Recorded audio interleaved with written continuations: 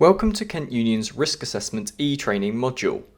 This module is designed to help you understand health and safety when it comes to your student group's activities, with a particular focus on risk assessing and how to fill out a risk assessment document. By the end of this module, you will understand why we perform risk assessments. You will get a chance to look at some accidents which were settled out of court and how they could have been prevented through a risk assessment. You will also learn to identify risks to student group's activity, and you will explore how to create your own risk assessment. So what is a risk assessment?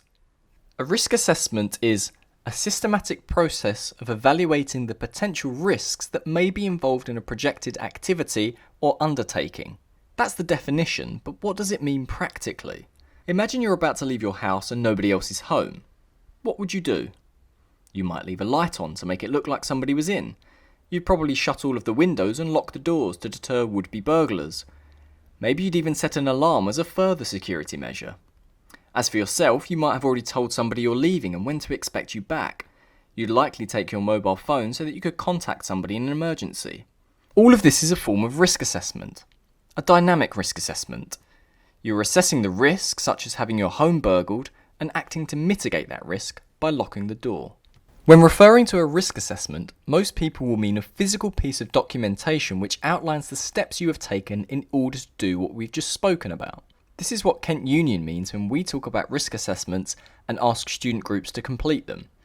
These typically consist of a general, annual risk assessment completed at the beginning of the year and covering the typical activities your group will be undertaking regularly, and more spontaneous risk assessments which cover certain one-off activities or events.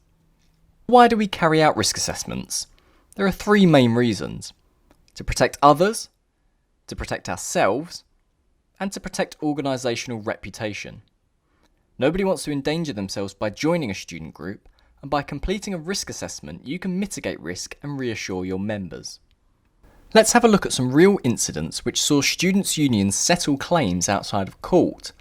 These all concern student groups, and by learning to spot risks and help mitigate it, you can do your part in keeping your members safe.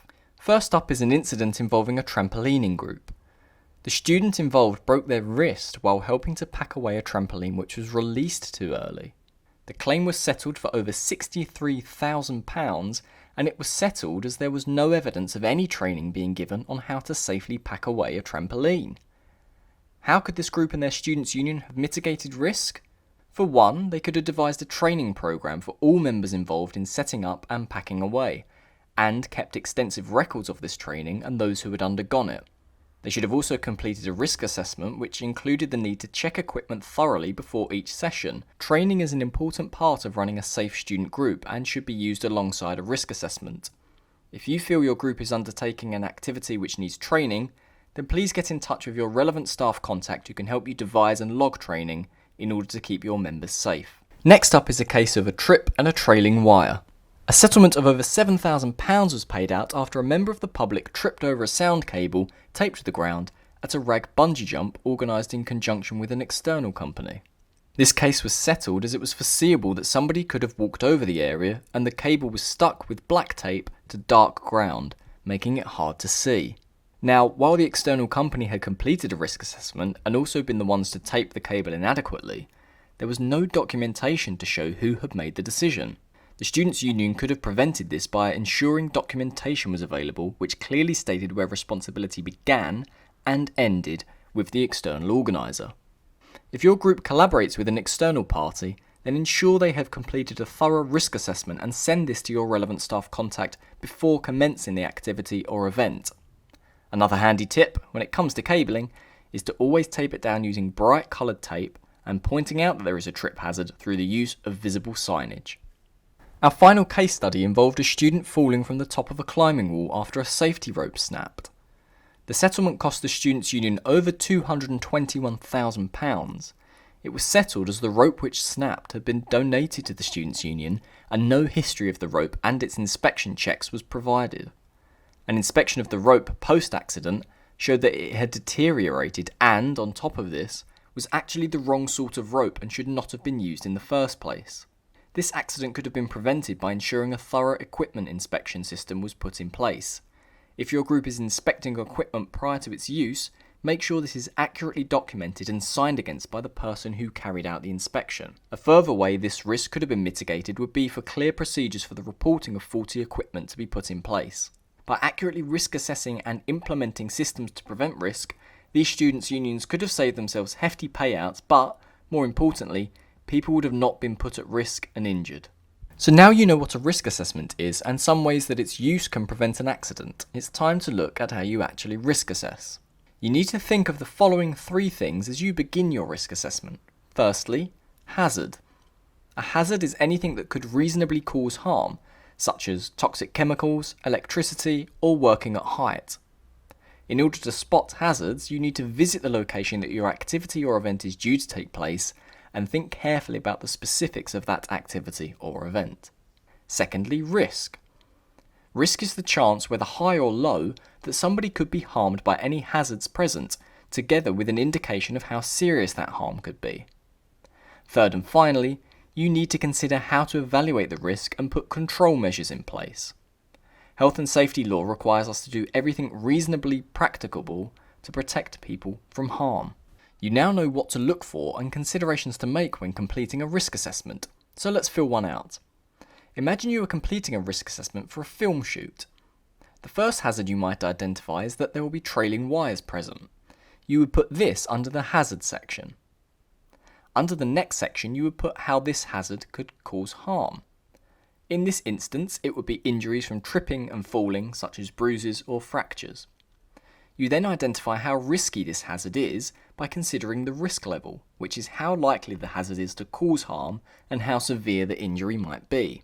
For a trailing cable, you might reasonably assume that there is a medium level of risk involved, as there is a relatively high likelihood of somebody tripping, but the consequences of that trip are going to be less severe than falling from a height, for example. Medium risk is better than high risk, but we want your activities to be low risk where possible. So let's add some control measures to bring that risk down. There are 5 methods which you could turn to when thinking about controlling risk. These are eliminate, reduce, isolate, the use of personal protective equipment, and discipline.